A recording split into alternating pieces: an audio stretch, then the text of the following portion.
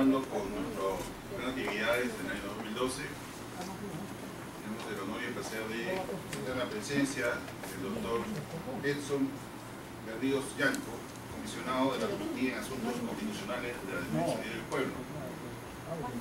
Él ha tenido la gentileza, ¿no?, y el ofrecimiento de venir por invitación del centro a exponer sobre el tema del debido proceso en sede administrativa, ¿no? Y en verdad es el centro de estudios parlamentarios ya prácticamente en la recta final de sus actividades del año 2012 viene haciendo una evaluación sobre los trabajos que viene, sobre las actividades de carácter académico que viene desarrollando en el presente año. Y lo que queremos poder informar como adelanto es que incluso estamos trabajando en diversas instituciones públicas, ¿no?, y universidades, convenios de colaboración interinstitucional, entre ellos evidentemente la Defensoría del Pueblo, con la finalidad de poder nutrir de información, no solamente con actividades como la presente, sino información que pueda servirnos y podemos colgar en la página web o a través de la revista Cuadernos Parlamentarios, que es la revista del centro, que es virtual para este año, pero que a partir de enero de 2013 va a ser también impresa, y que les invito también a leerla, conocerla y también, ¿por qué no, presentar sus artículos para poder publicarlas en la revista. Dicho esto, no me queda sino una vez más agradecer al doctor Edson Berríos Yanco y darle el uso de la palabra a efecto de que pueda iniciar su exposición. Sí, pues buenos días con todos y con todas. Siempre desde la Defensoría del Pueblo es un placer poder colaborar con instituciones tan prestigiosas que se preocupan mucho por la capacitación de su personal, y en este caso el Congreso de la República. Agradecer al doctor José Abanto, director del Centro de Capacitación y Estudios Parlamentarios, que en efecto estamos a pocos días de suscribir un convenio con la Defensoría del Pueblo para formalizar esta colaboración académica, esta necesidad de mayor capacitación y capacitación permanente en todo el personal de la administración pública en general, ¿no? Yo simplemente para explicarles, van a ser 3 días. La verdad que un tema de este tipo, yo lo trabajo en la universidad en un ciclo entero, más o menos entre 4 a 5 meses. Señor. He tratado de ser lo más sintético posible, tratar de ubicar los puntos medulares para que ustedes puedan comprender lo que implica el debido proceso y qué implica además el debido proceso en sede administrativa, ¿no? Entonces, en estos 3 días, el primer día, el día de hoy, voy a hacer una especie de recuerdos, recopilación sobre aspectos muy principales, generales, sobre lo que es el debido proceso, cuál es la importancia del debido proceso y el debido proceso administrativo, el debido proceso en sede administrativa, y también su importancia de cara a un Estado constitucional como el que estamos buscando, como en el que estamos viviendo. En el segundo día, que es el día viernes, vamos a abordar las garantías procesales del debido proceso en sede administrativa. Hay una serie de casos que yo voy a tratar de escoger, que ya un poco he estado escogiendo el fin de semana, para poder ubicarlos en una buena comprensión de la jurisprudencia del Tribunal Constitucional, pero también de la Corte Interamericana, que ha abordado estos aspectos. Y en el segundo y en el último día, en el tercer día, vamos a abordar lo que son las garantías materiales del debido proceso en sede administrativa, ¿no? Entonces, de esta forma, en estos 3 días, queremos cubrir un poco lo que ya les dije. Yo lo abordo en un ciclo entero en la universidad, pero espero que puedan, digamos, captar lo medular, que puedan comprender, y a la mayor disposición para cualquier duda. Voy a dejar correo electrónico también para cualquier consulta que ustedes puedan efectuar o cualquier precisión que ustedes quisieran, ¿no?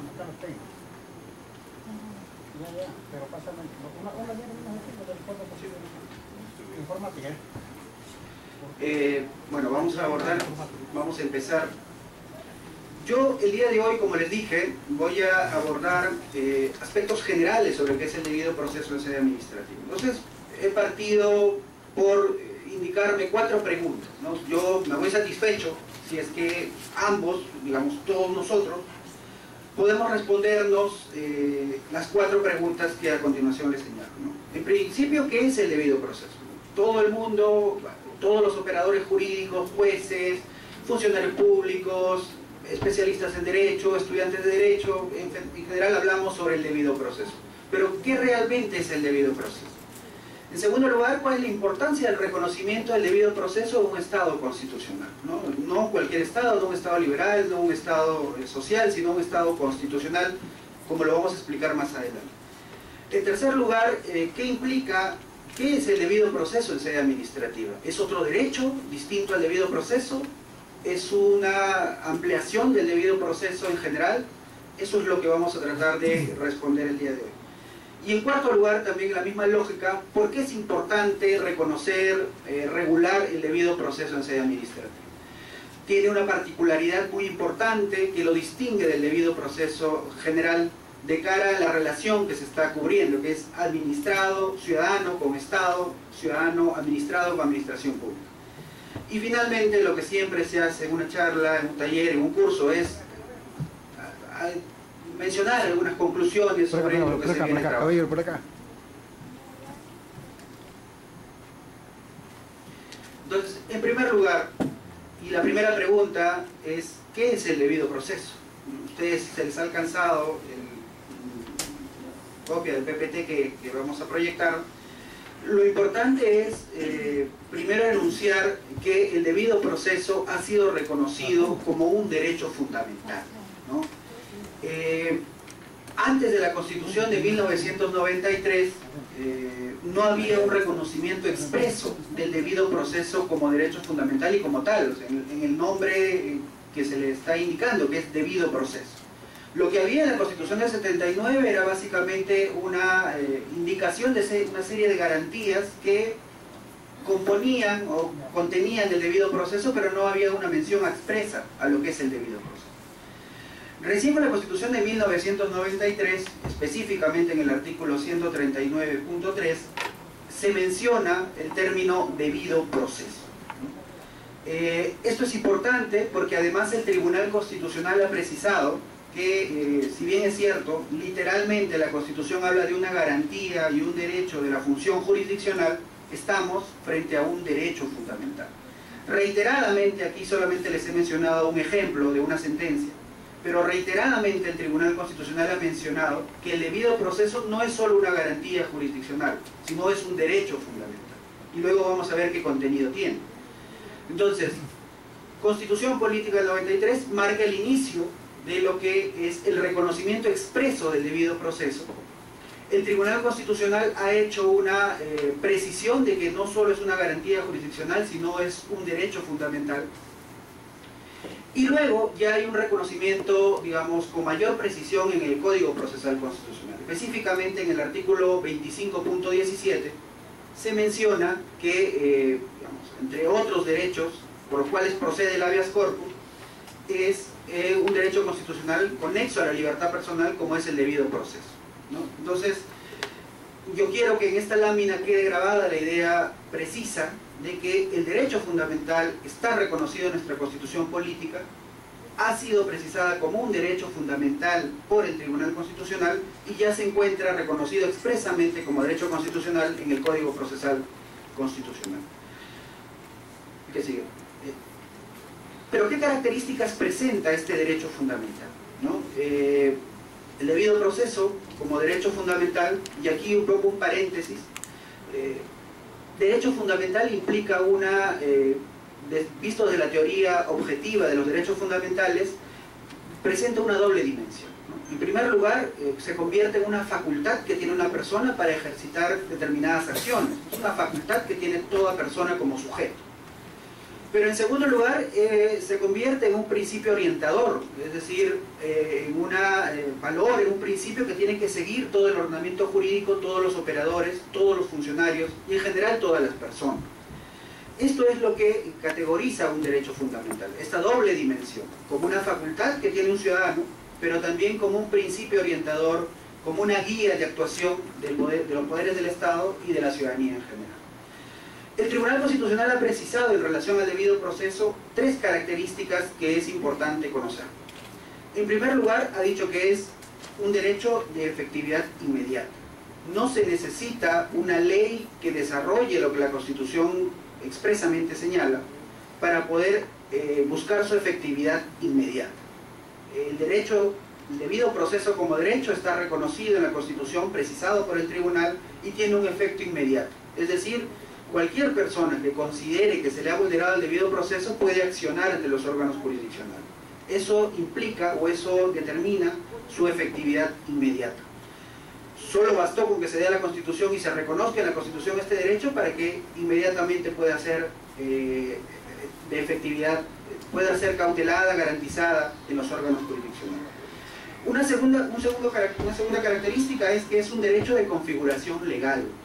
Y ustedes dirán, pero esto no entra en contradicción con lo anterior. No necesariamente, y no debería entrar en contradicción en todo caso, porque si bien es cierto el derecho tiene una efectividad inmediata, la ley, las normas pueden hacer un desarrollo, una explicación, una profundización del contenido del debido proceso. De ahí que, por ejemplo, en la Ley de Procedimiento Administrativo General se regula el debido procedimiento, que es, salvo algunos doctrinarios que consideran lo contrario, es el debido proceso en sede administrativa. Entonces, esta segunda característica lo que hace es básicamente determinar que el debido proceso pueda ser, digamos, desarrollado, pueda ser complementado, pueda tener una mayor precisión a nivel de las normas, a nivel de las leyes. Pero eso no quita que el debido proceso tenga una efectividad inmediata si es que está reconocido en la Constitución Política, como lo está en nuestra Constitución. Y algo que también el Tribunal ha determinado como característica principal es que es un derecho de contenido complejo. Evidentemente, el debido proceso ha acompañado la evolución de la humanidad, está presente y digamos no alcanzaría el tiempo para poder explicarles un poco el origen del debido proceso, que es un origen anglosajón que data un poco más allá de la Carta Magna de Juan Sin Tierra en 1215 y que se ha venido evolucionando en las constituciones norteamericanas, en las enmiendas de la Constitución norteamericana, y que luego ha sido trasladado a Europa, principalmente Alemania, España, Italia también, que ha recogido el modelo, y luego ha venido a Sudamérica, ¿no? Pero en este devenir histórico del debido proceso, el debido proceso ha adquirido cada vez más contenido, cada vez más precisión, pero no ha agotado su contenido. De ahí que actualmente se habla y se reafirma que es un derecho de contenido complejo. No se puede precisar con exactitud cuáles son sus límites, hay ciertos criterios que nos tienen que guiar, pero evidentemente hay la necesidad de acercarnos a ese contenido con mayor precisión cada vez al momento de accionar, cuando vamos a los órganos jurisdiccionales y cuando queremos entender lo que es el debido proceso. Entonces, en esta segunda lámina, importante, efectividad inmediata, no se necesita una ley que desarrolle. La ley lo que hace es complementar el contenido que la jurisprudencia ha dado, que la Constitución ha reconocido como derecho, y evidentemente el Tribunal está reconociendo que tiene un contenido complejo, ¿no? Ya les mencioné al inicio de explicarles cómo se había estructurado el curso, de que hay 2 grandes dimensiones, como lo vamos a ver a continuación. El debido proceso, y esto lo ha reafirmado tanto el Tribunal Constitucional como la Corte Interamericana, como vamos a ver más adelante, se ha expandido a diversos ámbitos, ¿no? Inicialmente surgió, como lo dice la propia Constitución, como una garantía judicial, una garantía jurisdiccional, ¿no? Evidentemente en un proceso judicial había la necesidad de salvaguardar el debido proceso, ¿ya? Pero lo que ha hecho, digamos, la jurisprudencia, la evolución de la humanidad misma, como lo dicen muchos tratadistas, es que el debido proceso ha tenido que expandir sus horizontes, por decirlo de alguna manera, y ha ingresado a ámbitos que están más allá de lo judicial, ¿no? Ámbitos parlamentarios, el ámbito castrense, el ámbito administrativo, y en fin, inclusive ha ingresado también a las relaciones entre privados, ¿no? Esto ha sido reconocido por el Tribunal Constitucional como la expansión que tiene el debido proceso como derecho en diversos ámbitos de la vida del ser humano, ¿no? Importante que ya no solamente el debido proceso debe, digamos, regular o generar una situación de regulación en los procesos judiciales. Se ha extendido a otros ámbitos, como se menciona en esta lámina. Asimismo, ha dicho que el debido proceso presenta dos dimensiones, ¿no? Que es un poco la estructura del curso. Tiene una dimensión formal, procedimental, es decir, una serie de pasos, de reglas, que cuando uno, digamos, lleva a cabo un proceso, un procedimiento, tiene que respetar, ¿no? Ahí se menciona, por ejemplo, el tema del juez natural, el procedimiento preestablecido por ley, el derecho de defensa, la motivación, la cosa juzgada, en fin, una serie de garantías procedimentales, formales, que se tienen que respetar cuando se lleva a cabo un proceso, un procedimiento, en esos ámbitos que le he mencionado, no solo lo judicial. Pero también tiene una dimensión sustantiva o material, ¿no?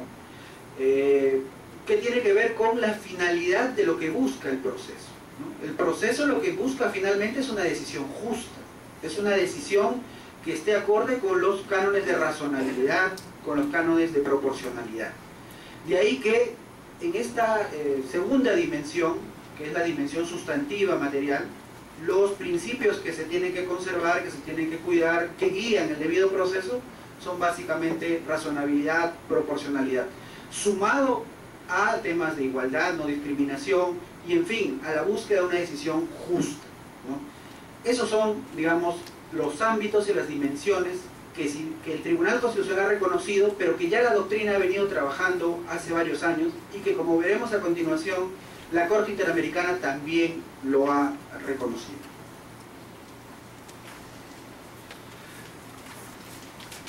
Les mencionaba al inicio que ¿qué es el debido proceso? Es un derecho fundamental bajo esta óptica de doble dimensión, que, como les digo, una dimensión procedimental y una dimensión sustantiva, pero también no deja, y que está reconocido en nuestra Constitución, que hay una vasta jurisprudencia y reiterada jurisprudencia del Tribunal Constitucional afinando su contenido y sus límites, pero también no podemos dejar de observar que el debido proceso, y esto es, digamos, en principio, en nuestro ordenamiento jurídico se reguló como un derecho humano, ¿no?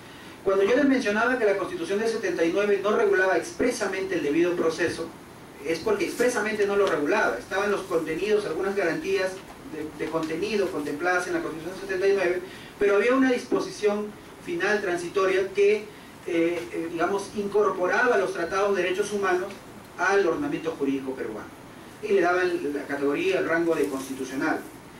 Y esta serie de tratados e instrumentos ya se habían, digamos, incorporado inclusive unos años antes a nuestro ordenamiento jurídico, y en estos ordenamientos o estos tratados internacionales ya se regulaba expresamente el debido proceso, por lo menos el contenido un poco mucho más afinado. Entonces, tratados internacionales que regulan y que deben ser además observados para determinar el contenido del debido proceso, tenemos, por ejemplo, entre otros, que son los más conocidos, un poco más cercanos a nosotros, la Declaración Universal de Derechos Humanos, que data de 1948, la Declaración Americana de Derechos y Deberes del Hombre, que data también del 48, están en esos artículos expresamente señalados, por lo menos el contenido de lo que implica el debido proceso, o parte del contenido del debido proceso. El Pacto Internacional de Derechos Civiles y Políticos, con mayor precisión, en el artículo 14, que data del 66, que, bueno, ha sido ratificado en el Perú unos años más adelante, pero ya desde la Constitución del 79 está incorporada en nuestro ordenamiento constitucional, y la Convención Americana sobre Derechos Humanos, que en el artículo 8 hace una descripción de ciertas garantías judiciales, pero que, como vamos a ver, la Corte ha ampliado también en esta necesidad de ampliar a otros ámbitos más allá de lo judicial. ¿Qué sigue?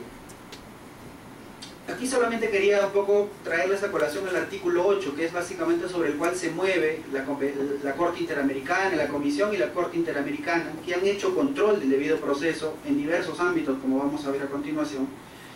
Y es importante no perder de vista lo que regula este artículo 8, que es muy parecido al artículo 14 del Pacto Internacional de Derechos Civiles, ¿no? Que el derecho a ser oído dentro de un plazo razonable, por un juez o tribunal competente, independiente, imparcial. La Corte ha venido desarrollando el contenido de estos derechos, estas garantías. La presunción de inocencia, es decir, cualquier persona que está sometida a un proceso tiene que presumirse su inocencia. El hecho, digamos, el derecho que tiene toda persona a ser asistido por un traductor o intérprete si es que no entiende o no puede entender el lenguaje sobre el cual se está trabajando en el juicio o en el proceso. La comunicación previa y detallada de la acusación que está siendo recibida, el derecho a defensa con todo lo que implica el derecho a defensa como contenido, y la posibilidad que uno tiene de elegir un abogado defensor, ¿no? Es decir, casos puntuales a nivel de Corte Interamericana donde se han desarrollado ese tipo de derechos, hay un sinfín. El Perú en algún momento fue el país líder de casos contenciosos en la Corte Interamericana. Actualmente Venezuela ya nos está desplazando un poco, pero en fin, a nivel de Corte Interamericana hay vasta jurisprudencia también que ha desarrollado y ha precisado el contenido. También hay otros derechos que comprenden las garantías judiciales, por ejemplo, como el hecho que el Estado tenga que proporcionar un abogado defensor, el derecho a defensa que ya les mencionaba, a no ser obligado a declarar contra sí mismo, ¿no? Estos derechos y estas garantías lo vamos a ver con mayor precisión en sede administrativa en las próximas clases, pero es importante que lo vayan, digamos, familiarizando, que se vayan familiarizando con ello. El derecho a recurrir un fallo, ¿no?, ante un juez o tribunal superior, y evidentemente la imposibilidad de poder ser sancionado o juzgado 2 veces por un mismo delito, y la garantía que todo proceso tiene que ser público, ¿no?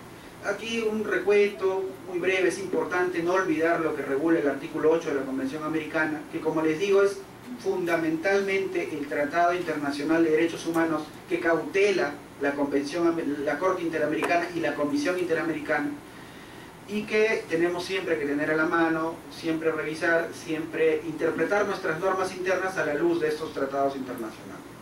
¿Qué sigue? Y aquí algunos pronunciamientos de la Corte Interamericana que también es importante tener, digamos, siempre presente, porque es, digamos, el órgano protector del tratado, que es la Convención Americana, y es un órgano protector de derechos humanos. El Perú está vinculado, como muchos otros países, y tiene el compromiso de acatar las decisiones de estos órganos protectores de derechos humanos, además del Comité de Derechos Humanos de la ONU, por ejemplo, ¿no?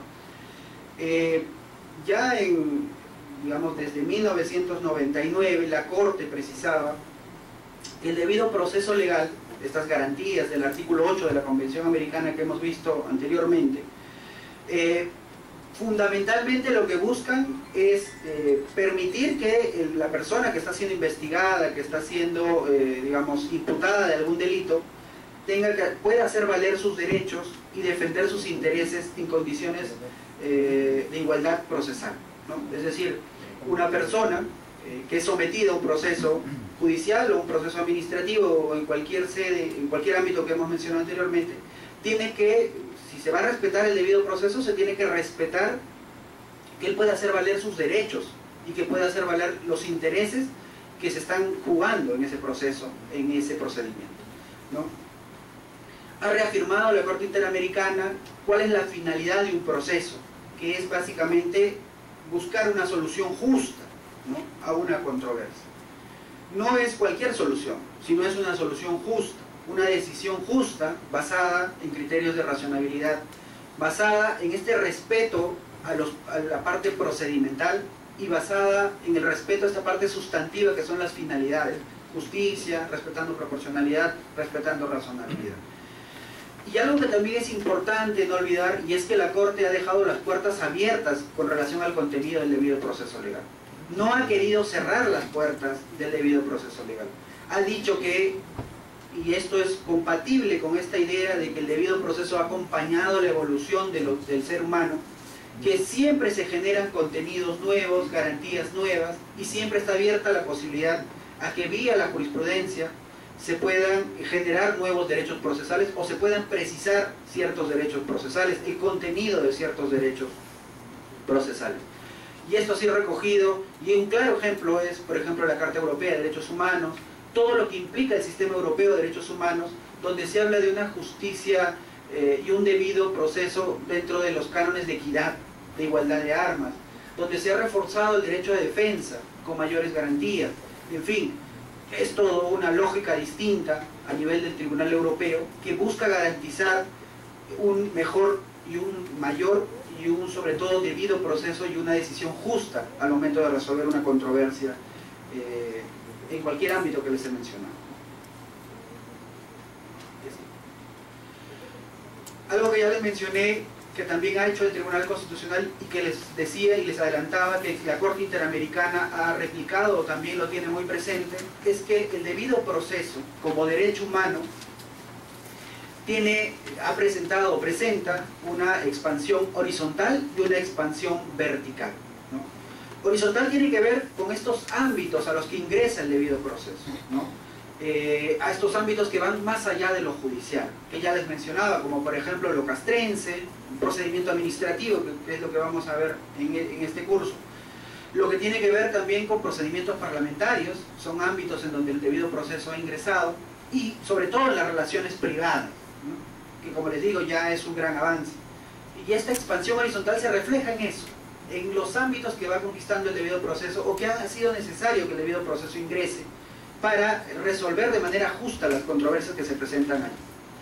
Y una expansión vertical tiene que ver con esta lógica de que el debido proceso no puede mantenerse dentro de un contenido fijado, delimitado.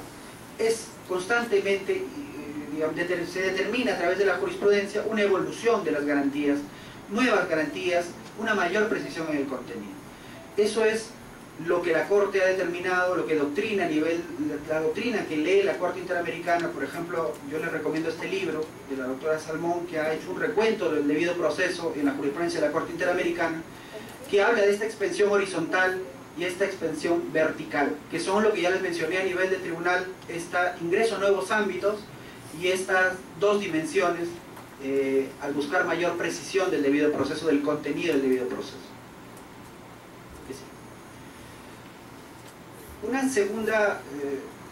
Un segundo punto que es importante, precisar también es ¿por qué es importante regular el debido proceso? Queda completamente claro a partir de lo que les he dicho que hay un reconocimiento del debido proceso como derecho fundamental, como derecho humano. Queda completamente claro que el Tribunal Constitucional y la Corte Interamericana en su jurisprudencia, en sus pronunciamientos han ido precisando, han ido perfilando el contenido del debido proceso. Queda completamente claro que el debido proceso se ha, ingresado a ámbitos distintos a los judiciales, más allá de lo judicial. Queda completamente claro que el debido proceso tiene dos dimensiones como derecho fundamental. Una dimensión procedimental, que tiene que ver con los pasos que uno tiene que respetar en este proceso, en este procedimiento, y una dimensión sustantiva que tiene que ver con la finalidad de la decisión que se busca, una decisión justa, una decisión razonable y proporcional. Pero ustedes se preguntarán, además de esta configuración y este contenido, ¿qué hace que el debido proceso sea importante? ¿Por qué tenemos que estudiarlo? ¿Por qué tenemos que comprenderlo de mejor manera? Y aquí unas tres ideas que básicamente podrían resumir mucho lo que se ha trabajado a nivel de doctrina, lo que la jurisprudencia misma ha advertido, ¿no? A nadie le queda dudas que el debido proceso es un mecanismo de solución de controversias, ¿no? En la universidad se menciona que hay tres tipos de solución de controversias, ¿no? La autocomposición, primero la autotutela, es decir, que cada persona haga defender sus intereses por la fuerza, lo cual está prohibido por nuestro derecho en algunos casos, salvo algunas excepciones. La autocomposición, que es que los dos sujetos, conversen, ya sea solo entre ellos o a través de un tercero.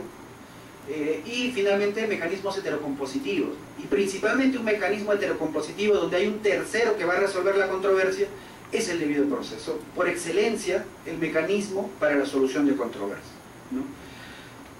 Les repito brevemente, para el derecho procesal en general hay tres formas de solucionar controversias. En primer lugar es la autotutela, ¿no? Yo como ciudadano, Edson Berríos, quiero defender mi vida y hago uso del legítimo de mi derecho de defensa para repeler algún ataque de una persona. Eso está permitido, ¿no? Es la autotutela, un caso típico de autotutela. En segundo lugar es la autocomposición. Dos personas que, tienen un conflicto por alguna determinada propiedad y que antes de ir a un juez tratan de conciliar, ¿no? Alguna deuda, por ejemplo, algún préstamo, antes de recurrir al Poder Judicial, a un tercero, lo que hacen es ponerse de acuerdo entre ellos y solucionar la controversia.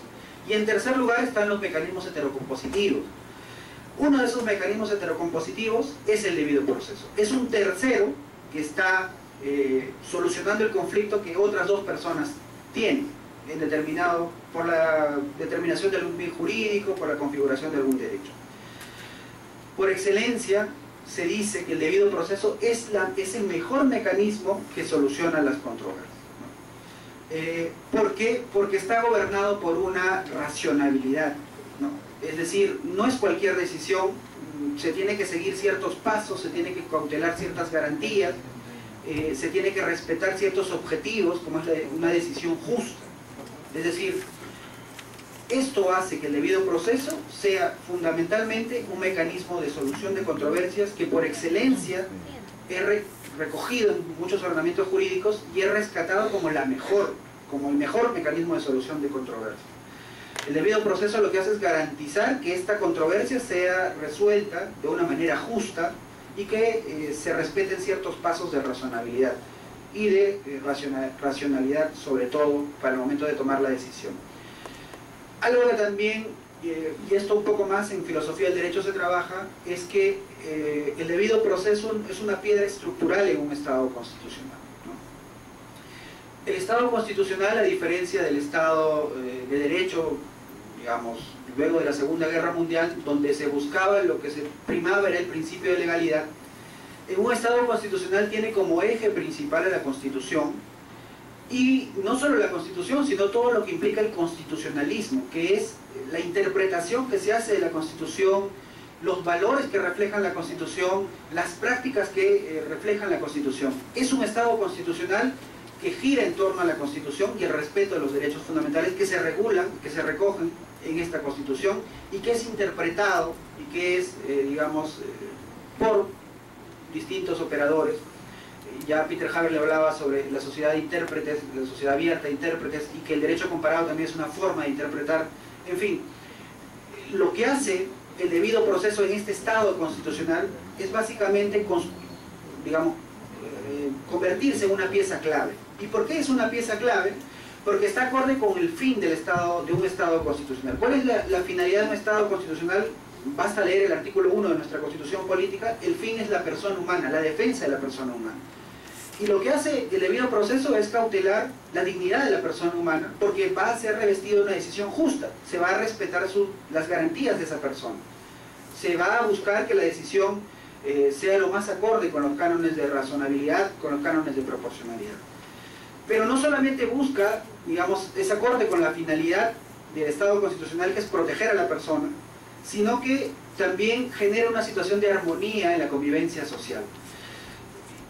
De más está indicarles que tenemos un sinfín de conflictos sociales que muchas veces pasan por no un uso adecuado del debido proceso, o porque las decisiones, la solución a estos conflictos no han pasado por el cauce de un debido proceso, ¿no? Muchas veces se dice que una decisión que toma un juez que no es justa, que no respeta cánones de razonabilidad y proporcionalidad, en vez de solucionar el conflicto, lo que hace es agravarlo y genera una situación de desconfianza en el Poder Judicial, una situación de desconfianza en el sistema en general.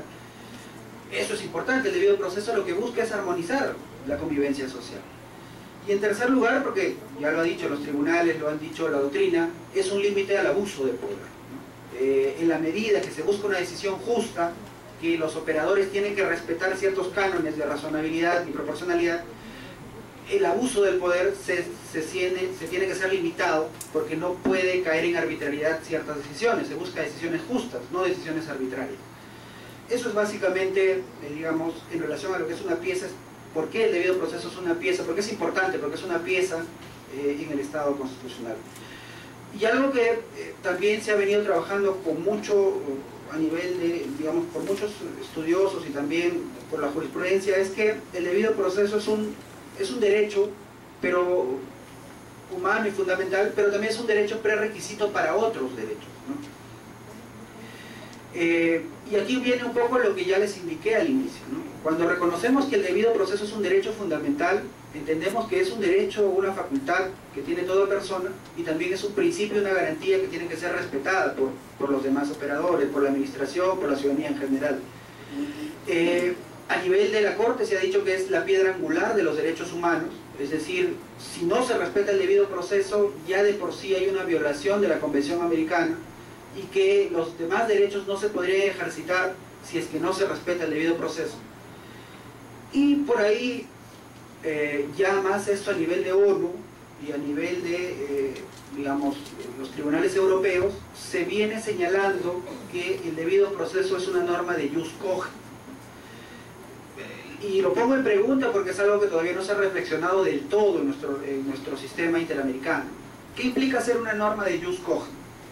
Es un mandato imperativo para todos los ordenamientos jurídicos que tiene que ser respetado sí o sí, ¿no? Es una norma de jus cogens. En resumen y de forma muy breve, es eso. Es un mandato imperativo que deviene del derecho internacional de los derechos humanos y que tiene que ser respetado en los ordenamientos jurídicos internos, sí o sí.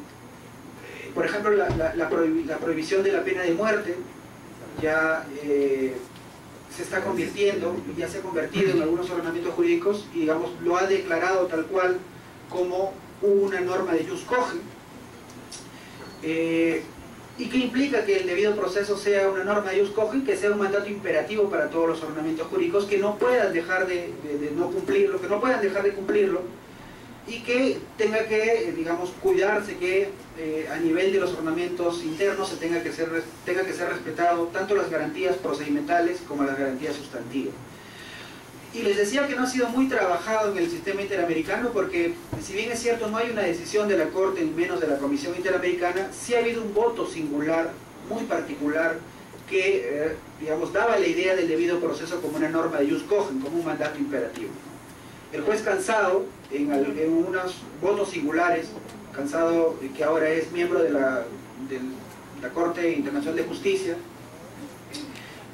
cuando fue magistrado de la Corte Interamericana y fue presidente también de la Corte Interamericana, en sus votos singulares mencionaba la idea de que el debido proceso es una norma de jus cogens, ¿no? Es una norma que tiene que ser respetado por los ordenamientos jurídicos porque es un mandato imperativo, tal cual como es la provisión de la pena de muerte, en casos que no estén expresamente señalados en la Constitución, ¿no?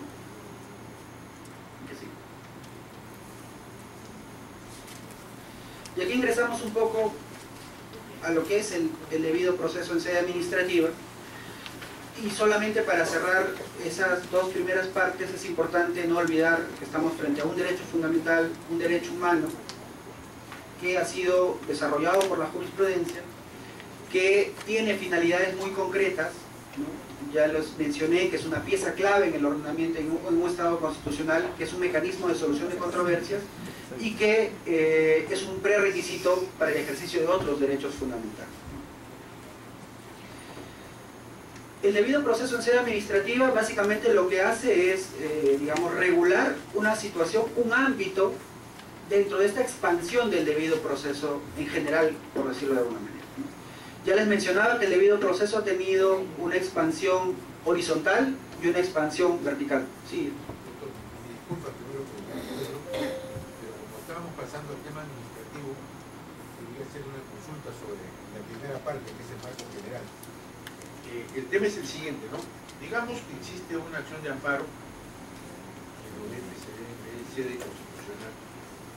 Y esta acción de amparo, digamos, puede invocarse diversos derechos de la persona, pero no ha invocado el debido proceso.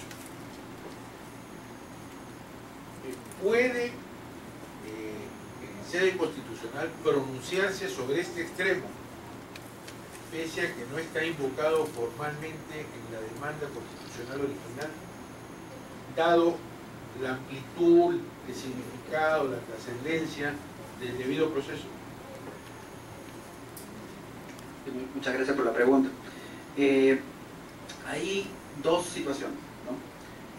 La regla es que, digamos, el tercero, que en este caso sería un juez, solo va a decidir lo que las partes han actuado y sobre lo cual ha habido una mínima actuación probatoria, en fin, sobre lo cual ha habido una controversia y sobre lo cual se ha planteado, ¿no? Eso es la regla general, por decirlo de alguna manera. Sin embargo, los tribunales constitucionales en general han construido lo que es la teoría de la autonomía procesal, ¿no? Y esta autonomía procesal de los tribunales constitucionales digamos, lo han justificado a partir de la finalidad de los procesos que ellos conocen. Y ellos conocen, digamos, procesos constitucionales que son de tutela urgencia, donde hay una situación de controversia límite de violación a estos derechos, ¿no? Es decir, la importancia que tiene lo que se está resolviendo. De ahí que por autonomía procesal muchas veces el tribunal ha ido más allá de lo que los derechos han sido invocados en la demanda, ¿no? Lo cual, desde mi punto de vista, de manera muy personal, yo creo que una cosa es ingresar sobre, digamos, dimensiones de derechos que han sido invocados, y otra cosa es ingresar nuevos derechos a lo que se está resolviendo, en la controversia que se está resolviendo. Yo creo que la autonomía procesal permite ingresar digamos, a precisar ciertos contenidos que la parte de repente no ha podido mencionar, ¿no? Pero si no ha mencionado el debido proceso, yo no creo que la autonomía procesal le permita, digamos, revisar el debido proceso. Lo que pasa es que el tribunal lo ha hecho en muchos casos, ¿no? El Tribunal Constitucional y algunos jueces constitucionales, bajo esta teoría de la autonomía procesal, han ingresado sobre derechos que no habían sido invocados, digamos, buscando la finalidad de los procesos constitucionales, que es básicamente armonizar, restaurar el derecho que ha sido vulnerado y eso, ¿no? Pero, digamos, la regla general es que solo se va a pronunciar sobre aquello que ha sido, digamos, mencionado o reportado por los partes, ¿no? Y bueno, vamos a ingresar a lo que es el debido proceso en sede administrativa como derecho humano. Y digamos, importante es que tengan en claro que el debido proceso general lo que ha hecho es ampliar, ¿no?, a ámbitos distintos a lo judicial, y uno de esos ámbitos es el derecho administrativo, los procedimientos administrativos, ¿no? No estamos frente a un derecho distinto, ¿no? No estamos frente a un derecho distinto. Es el mismo derecho, es el debido proceso, solo que en sede administrativa. De ahí que tiene la misma, digamos, descripción de lo que es el debido proceso. Es un derecho fundamental y es un derecho humano. Y eso implica que tiene esta doble dimensión como derecho fundamental que les mencionaba, que es por un lado una facultad de la persona para poder ejercerlo, una facultad, digamos, de cada persona el poder ejercerlo, pero también es una garantía, es un principio que tiene que ser observado por el ordenamiento jurídico, por las demás instituciones de la administración pública y por la ciudadanía en general, ¿no? Yo quería empezar la descripción del debido proceso en sede administrativa como derecho humano porque ha sido en sede internacional el primer lugar en el que se ha reconocido como derecho, ¿no? Es el primer lugar en donde el ámbito del debido proceso ingresado a sede administrativa ha sido en el ámbito internacional. Específicamente lo hizo el Comité de Derechos Humanos hace muchos años, en la década del 80, pero ingresando a nuestro sistema interamericano, la Corte Interamericana lo hizo específicamente, y el antecedente más remoto es en la opinión consultiva 1190 sobre excepciones al agotamiento de los recursos internos, ¿no? En esa opinión consultiva, el tribunal desarrolla lo que es el debido proceso legal y menciona que es aplicable el debido proceso a las garantías judiciales de este artículo 8 de la Convención Americana que vimos hace unas láminas atrás, es aplicable a sede administrativa, a los procedimientos administrativos, siempre y cuando esté tutelándose derechos de las personas, ¿no? Y esta precisión lo vamos a ver con mayor detenimiento más adelante. Pero lo importante es que sepan que el reconocimiento del debido proceso en sede administrativa ha sido en primer lugar en sede internacional, el año 90 en la Corte Interamericana, en los años 80 en el Comité de Derechos Humanos de la ONU. Luego, la Corte Interamericana ha venido resolviendo diversos casos, ¿no?, donde ha tenido la oportunidad de pronunciarse y reconocer con mayor amplitud el debido proceso en sede administrativa y el contenido de este debido proceso en sede administrativa. Ya les menciono que en las dos siguientes clases vamos a profundizar sobre el contenido, con casos mucho más prácticos, con digamos, sentencias del Tribunal Constitucional y la Corte. Esta primera parte es necesario, es una parte, digamos, un poco más teórica, que es importante cimentarlo, que es importante que ustedes también lo comprendan. Un primer caso, por ejemplo, entre otros, basta mencionar los casos de Baruch Sichel contra Perú, el Tribunal Constitucional también contra Perú, que también, donde se ha mencionado que hay unos ámbitos distintos a los judiciales donde el debido proceso ingresa. En el caso del Tribunal Constitucional ingresó a un ámbito parlamentario. En el caso de Baruch Sipcher ingresó a la parte administrativa, es decir, al ámbito de sede administrativa del debido proceso. Pero yo he querido traer a colación algunos casos un poco más, digamos, más distintos a los que ya conocemos, que quizás que son del ordenamiento peruano, que luego vamos a trabajarlo con mayor detalle en las próximas sesiones, que es, por ejemplo, este caso de la comunidad indígena Saoyohuaxa contra Paraguay, que es del 2006, ¿no? Ahí expresamente la Corte mencionó que el debido proceso debe respetarse en un procedimiento administrativo. Ya en los casos anteriores, Baruch Sipcher, Tribunal Constitucional, Baena contra Panamá, en fin, otros casos anteriores, lo que hacía el tribunal era la regla general, ¿no? El debido proceso se aplica a otros ámbitos, a lo laboral y otros civiles, en fin, a otros más. Pero expresamente en el 2006 hace mención de que, que también ingresa a los procedimientos administrativos, ¿no? Este caso tiene que ver básicamente con un tema de titulación de tierras de parte de las comunidades indígenas, ¿no? Estas comunidades, y hay dos casos muy similares de este tema, donde Paraguay se demoró entre 10 a 15 años en el procedimiento administrativo de titulación de tierras. Estas comunidades, digamos, cansadas de esperar el procedimiento administrativo, lo que hacen es recurrir a sede internacional, luego de agotar evidentemente la vía judicial interna, acuden a sede internacional, en específico a la Comisión y la Corte dice que al momento de ingresar a evaluar el caso, no solamente evalúa, digamos, lo que judicialmente ha hecho el Estado de Paraguay para resolver el problema, que en estricto tampoco fue mucho, porque lo que hacía digamos, los tribunales de justicia de Paraguay era básicamente declarar improcedente y infundada las demandas. Lo que hace la Corte Interamericana es ingresar a analizar todo el procedimiento, tanto la parte administrativa como la parte judicial. Y ingresa a la parte administrativa y dice, no es posible que las comunidades tengan que esperar 10 a 15 años para poder ser titulados. O sea, se ha vulnerado el plazo razonable en sede administrativa y es una evaluación, un control que hace la Corte Interamericana del plazo razonable en sede administrativa, ¿no? Esto es, digamos, con mayor detalle lo vamos a ver cuando toquemos el tema de plazo razonable, pero en este caso marca el hito porque menciona expresamente el tema de los procedimientos administrativos y que el debido proceso que cautela la Corte Interamericana puede hacer control sobre procedimientos administrativos. ¿Qué sigue? Luego está el caso de Clau Reyes y otros contra Chile. Este es un tema de acceso a la información. Este es un ciudadano chileno que pidió información a una dependencia de Chile. En primer lugar le dijeron que era información reservada, luego le dijeron que no era reservada, pero que no lo tenía. Finalmente le entregan información incompleta. El señor Clau Reyes, cansado de esperar unos cuantos meses y hasta años, recurre al sistema judicial chileno, donde tampoco recibe una respuesta que satisfaga su demanda, que es obtener información. Acude al sistema interamericano. Y lo que hace, al igual que en el caso de Paraguay, y lo que hizo en el caso Baruch Sipcher y otros que ya les mencioné, la Corte analiza todo el procedimiento judicial y también todo el proceso judicial, pero también ingresa a analizar el procedimiento administrativo, ¿no? Y aquí, por ejemplo, lo que hace en este caso principalmente es evaluar el tema de la discrecionalidad, ¿no? Y las obligaciones que tiene la administración de cara a los administrados, ¿no? Ya lo vamos a ver con mayor detenimiento en las próximas clases cuando abordemos casos más puntuales.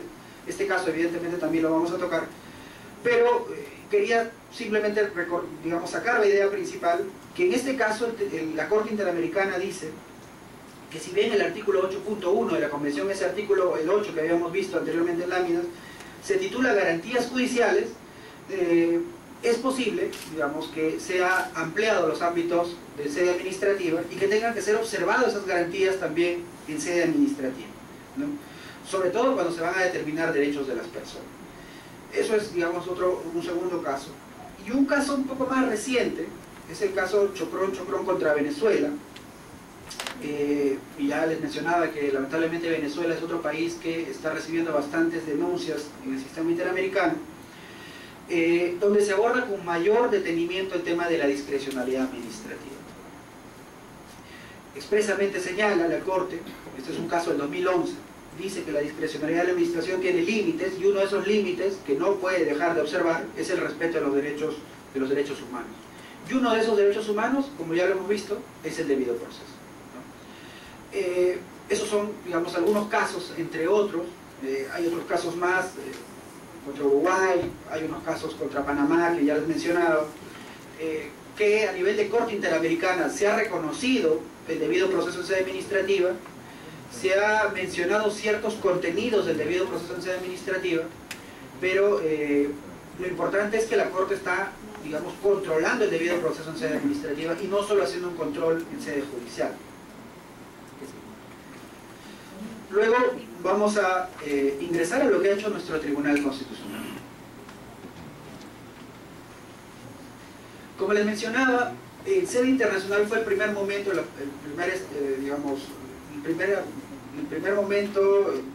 primer ámbito en el que se reconoció el debido proceso en sede administrativa, pero eso no quita que luego nuestro Tribunal Constitucional ha recogido y también ha reconocido el debido proceso en sede administrativa. No lo ha reconocido como un derecho distinto, ¿no? En la misma lógica de la Corte, lo que ha hecho es reconocer que del debido proceso general ha habido una extensión a sede administrativa y ha reconocido el debido proceso en sede administrativa. Luego vamos a ver por qué llamarlo distinto, ¿no? Y es algo que finalmente, terminando el curso, todos debemos saber de por qué se llama distinto, por qué no llamarlo general, el debido proceso parlamentario, el debido proceso castrense, al debido proceso en sede laboral, en fin, ¿por qué darle esa particularidad de nombres? Eso lo vamos a ver un poco ahora y con mayor detenimiento en las próximas clases. Pero lo importante es que sepan que el Tribunal Constitucional tuvo dos momentos de reconocimiento, o por lo menos esa es mi opinión personal. Ha habido dos momentos de reconocimiento del debido proceso en sede administrativa. Un primer momento que tiene que ver casi desde su creación hasta el 2002, donde se emite la sentencia del caso Ramos Col. En este primer momento, en esta primera etapa, lo que hace el Tribunal Constitucional es básicamente ampliar el ámbito del debido proceso general a procedimientos administrativos. Dice que el radio de aplicación del debido proceso no se circunscribe al ámbito judicial, sino que, va más allá y reconoce que eso que es más allá es el debido proceso en sede administrativa. Tenemos, por ejemplo, el caso de la constructora inmobiliaria Valle del Cruz, que es de 1996.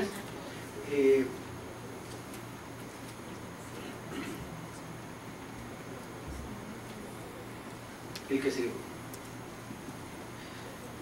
Y digamos, la justificación que hace el Tribunal Constitucional en este primer momento no tiene nada que ver con las decisiones internacionales, ¿no?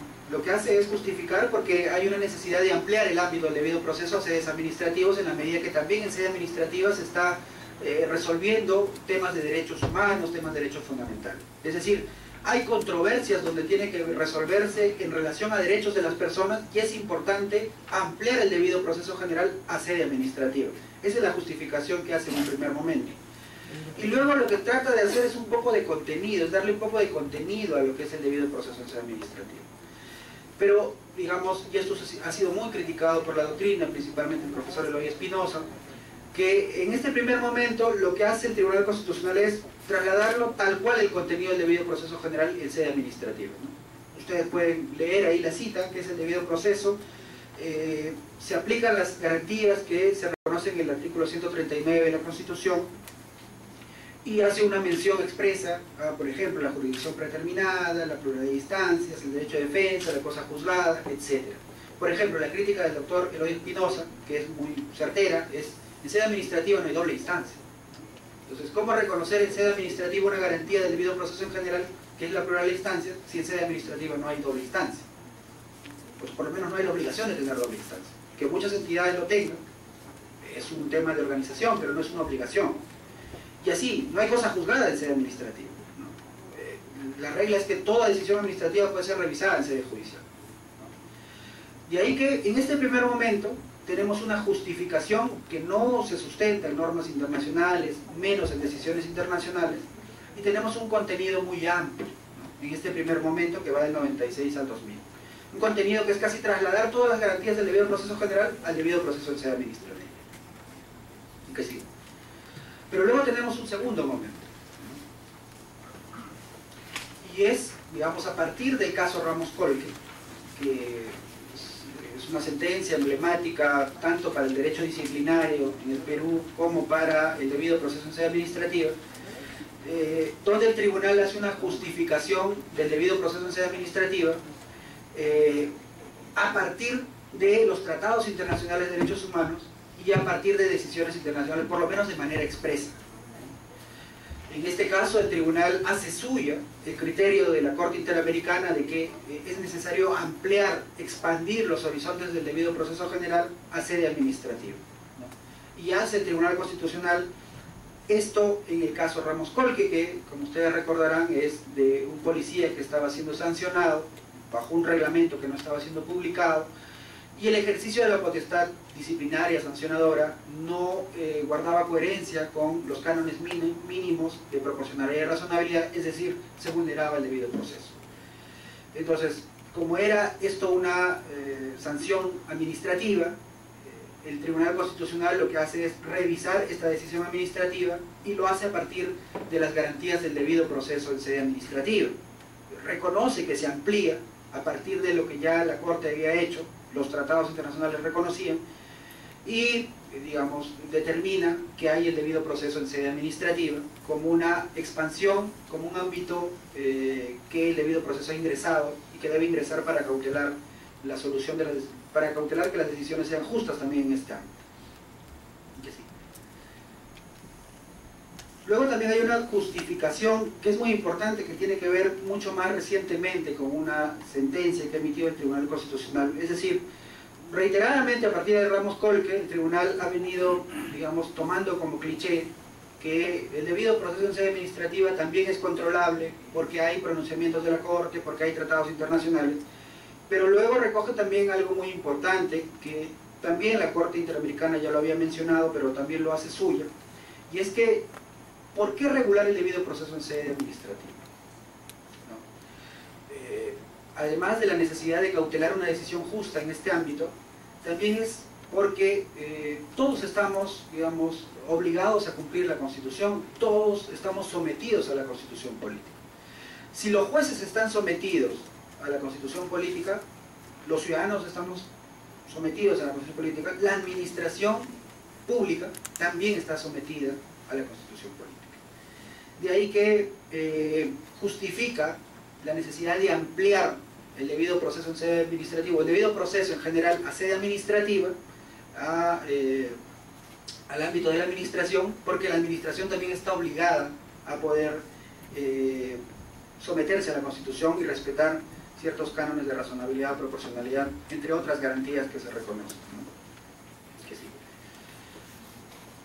Lo que ha hecho también el tribunal en este segundo momento, que va del 2002 a la fecha, es tratar de ingresar a darle un contenido mínimo, es decir, en este caso de Juan Caligali Erazo, que también tiene que ver con un tema disciplinario sancionador, lo que ha hecho el Tribunal Constitucional es, digamos, un poco precisar, ya no lo hizo como en el primer momento, que trasladaba tal cual todas las garantías del debido proceso en general a sede administrativa, sino que tiene un mayor cuidado de darle un contenido propio al debido proceso en sede administrativa.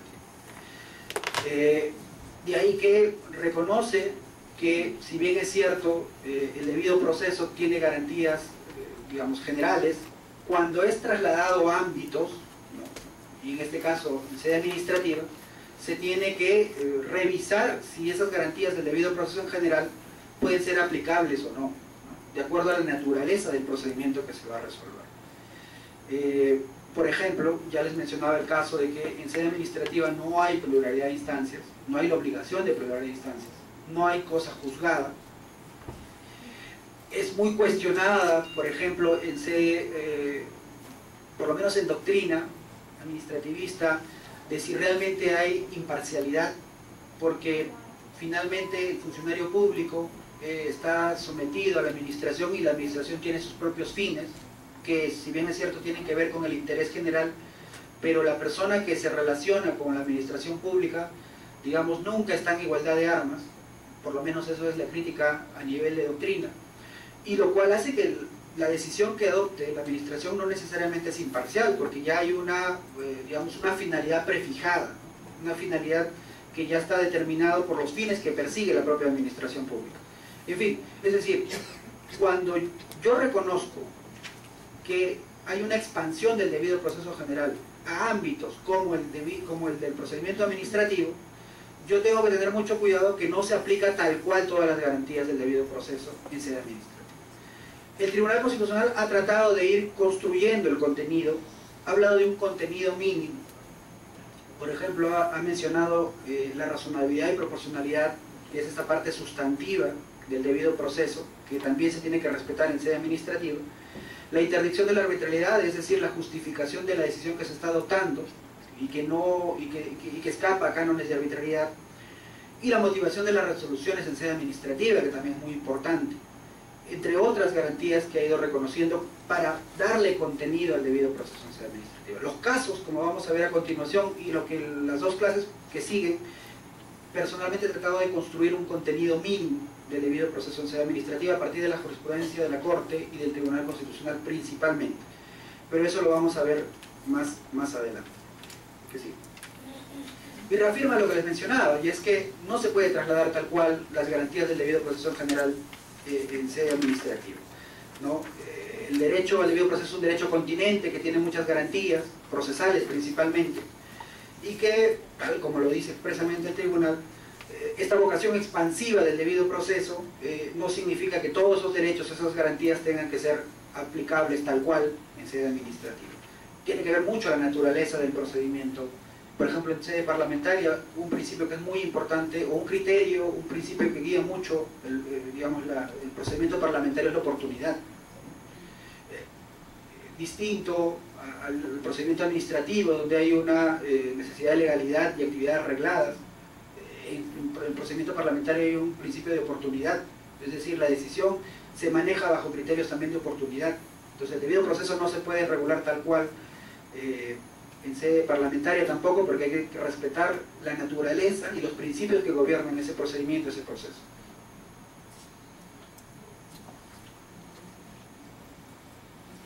Algo que también ha hecho es tratar de darle límites, es decir, no cualquier garantía, en la misma lógica de que no cualquier garantía del debido proceso en general puede ser aplicable en sede administrativa, ha tratado de darle ciertos límites.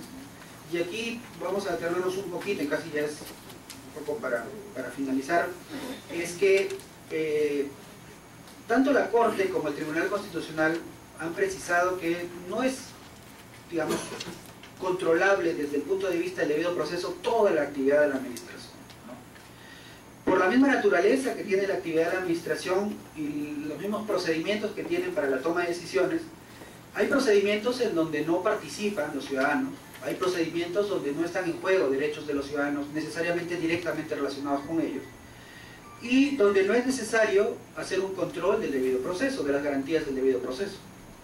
Por ejemplo, los procedimientos internos. El Tribunal Constitucional ha tenido la oportunidad, en un primer momento, en este caso, Sixto Muñoz Sarmiento, que es un magistrado que, digamos, cuestionaba la decisión que había tomado el Consejo Nacional de la Magistratura para no renovar su función de magistrado. El tribunal lo que hizo en ese caso fue, además de desarrollar un poco lo que es el debido proceso en sede administrativa, precisó un poco los límites que tiene, ¿no? O sea, no cualquier actividad de la administración pública es controlable a través del debido proceso, porque hay decisiones, digamos, hay procedimientos que tiene la administración en donde no hay una participación de los ciudadanos, donde no están en juego derechos e intereses de los ciudadanos. Y en esos ámbitos, como por ejemplo los procedimientos internos, no tendría por qué cautelarse el debido proceso. Tendría que cautelarse la legalidad, es decir, ya está preestablecido cómo tiene que llevarse a cabo el procedimiento interno, tendría que respetarse el principio de legalidad, pero no necesariamente controlarse que se respeten las garantías del debido proceso. Porque algo que dice la Corte, que también dice el Tribunal, es que solo se ingresa a evaluar procedimientos administrativos cuando estos procedimientos tienen, digamos, en estos procedimientos se va a resolver derechos o intereses de las personas que son controlables por esos organismos, ¿no? Es decir, no cualquier procedimiento. Procedimientos donde está en juego derechos de las personas, intereses de las personas, donde hay necesidad de respetar, garantizar que las personas puedan tener un mínimo de actividad, de participación en estas, puedan dar su voz, puedan participar, porque la decisión que se va a emitir en este procedimiento va a repercutir en su esfera, en sus derechos, en sus intereses. En esos ámbitos, solo en esos ámbitos de la actividad de la administración, es importante controlar que se respeten las garantías, tanto procedimentales como sustantivas, del debido proceso en sede administrativa, que no son las mismas del debido proceso en general necesariamente, que tienen ciertos matices, como lo vamos a ver en las próximas clases. Que sí. Y bueno, ¿cuál es la importancia? ¿No? Ustedes me dirán, pero ya está regulado el debido proceso en general, la administración tiene cánones de legalidad, hay fiscalizaciones que se hacen a los funcionarios, ¿por qué controlar vía el respeto a las garantías del debido proceso en sede administrativa? ¿No? Y unas respuestas a esto podrían ser las siguientes, ¿no? Cuando se controla la actividad administrativa a través del debido proceso en esta sede, lo que se hace es básicamente garantizar la efectividad de los derechos de las personas en esa relación que tienen con la administración, ¿no? El principio de legalidad, digamos, no necesariamente determina una garantía de efectividad de derechos de las personas cuando interrelacionan con la administración. Se emite una ley, la ley determina una serie de etapas para un determinado procedimiento, pero muchas veces la casuística determina que es importante tener en cuenta otros criterios para proteger los derechos de las personas que están ingresando a esta relación entre administración y ciudadanía. Lo que hace el debido proceso es eso, cautelar que los derechos, digamos, las personas que se relacionan con la administración puedan tener un efectivo ejercicio de otros derechos, ¿no? El derecho a contradecir la decisión de la administración, el derecho a que se motive las resoluciones de la administración, el derecho a que se justifique a partir de la interdicción de la arbitrariedad, el derecho a que se respeten las etapas, en fin.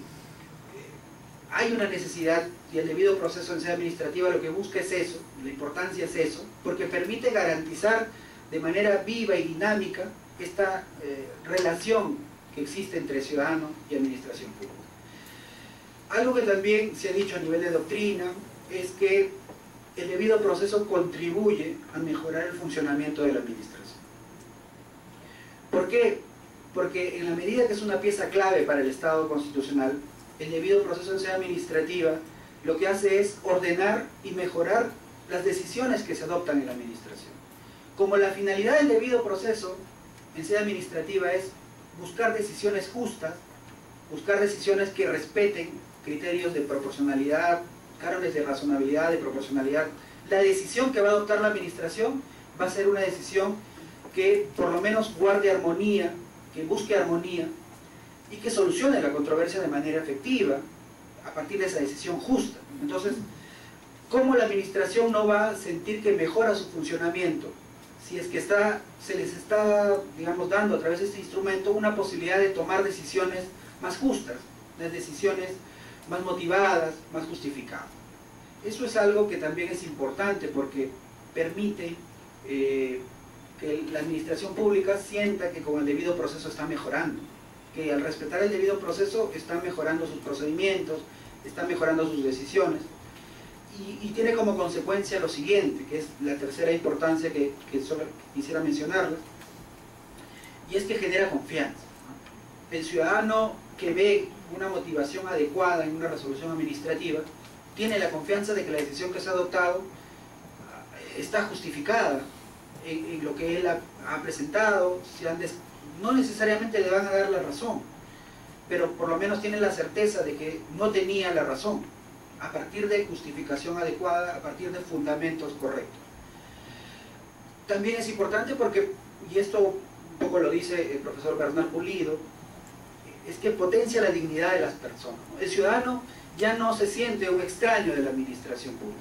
El ciudadano cada vez se acerca más. En este Estado constitucional, algo que también caracteriza, además de ser el centro de la Constitución y el constitucionalismo en general, En un Estado constitucional, las relaciones que se propugnan son de mayor horizontalidad, ¿no? La administración y el Estado como aliados, el Estado y el ciudadano como aliados en la búsqueda de determinados fines, ¿no?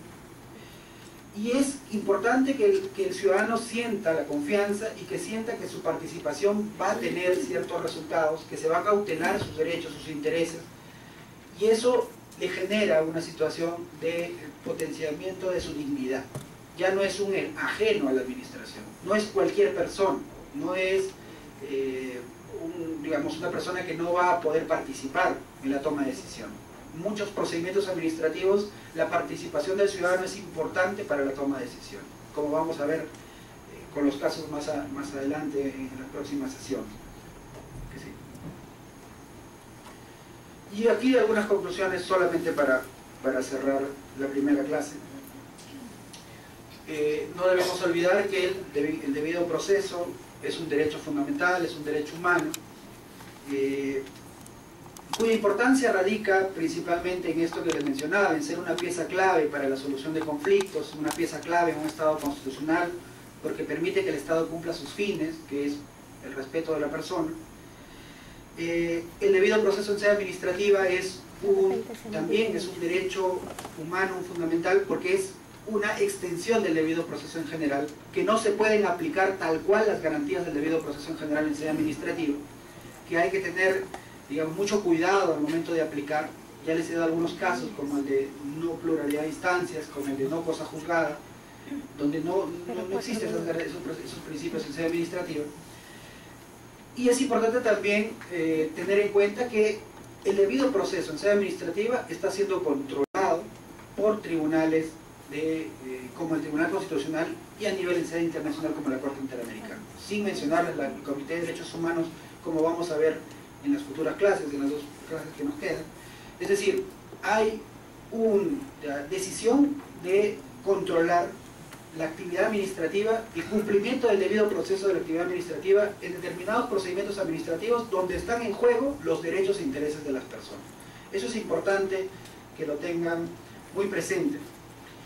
Y además, recordarles que la importancia del debido proceso es que ordena y mejora el funcionamiento de la administración y flexibiliza, digamos, hace mucho más viable esta relación entre Estado y ciudadanía, entre administración y ciudadanía, porque permite generar confianza, permite que la persona se sienta más cercana a la administración, o en todo caso, sienta que su participación pueda tener cierto efecto en las decisiones de la administración. Yo con esto espero que les haya podido, digamos, quedar muy claro algunos criterios muy fundamentales en esta primera parte, un poco teórica, un poco complicada. En las próximas sesiones, como les digo, la que viene, vamos a abordar la dimensión procedimental del debido proceso en sede administrativa, lo que es el plazo razonable, lo que es el derecho de defensa, ligado a la presunción de inocencia, el principio, digamos, los principios que además se tienen que respetar en las etapas del procedimiento administrativo. Y luego tenemos la última clase del próximo lunes, que es la parte sustantiva del debido proceso en sede administrativa, lo que se busca con el debido proceso en sede administrativa, que es, como les digo, en resumen, una decisión justa, bajo cánones de respeto a la igualdad, no discriminación, la intervención de la arbitrariedad, la razonabilidad y la proporcionalidad. Yo, para las preguntas que ustedes consideren, muchas gracias.